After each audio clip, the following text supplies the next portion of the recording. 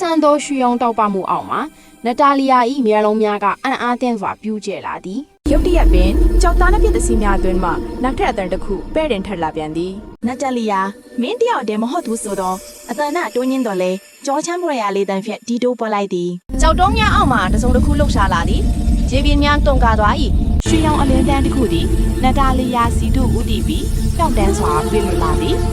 ထိုအခါသူမ၏လက်ဖွာပေါ်တွင်ထူဆန်းသောတောက်ပနေသည့်တင်ကေတာတစ်ခုထင်ရှားစွာပေါ်လာသည်နတာလီယာသည်အသက်ရှူတန်ကိုတိတ်ကာဒါဘသူလေးဆွဲအားလဲလို့တိုးတိုးလေးရေရွတ်လိုက်သည်ရုတ်တရက်ဆိုသလိုကြောက်တုံးများသည်အကွဲအကပြိုးကျသွားသည်ထိုပြိုလဲနေသောကြောက်တုံးများကြားမှတောက်ပသည့်အပြာရောင်မျက်လုံးပိုင်ရှင်ရေသူမတအူထပ်မံထွက်ပေါ်လာသည်နတာလီယာမင်းကနောက်ဆုံးတယောက်မဟုတ်ဘူးဟုထိုလျှို့ဝှက်ဖမ်းကျဲသောအပြာရောင်မျက်လုံးပိုင်ရှင်ရေသူမကပြောလိုက်သည်မင်းလိုပဲကြောက်တုံးဖြစ်မပြောင်းလဲပဲအသက်ရှင်ကျန်ရသူကမင်းတယောက်တည်းမဟုတ်ဘူးလို့ပြောလိုက်သည်နတာလီယာ၏လက်ပေါ်မှာတင်ကေတာသည်ပုံမတောက်ပလာသည်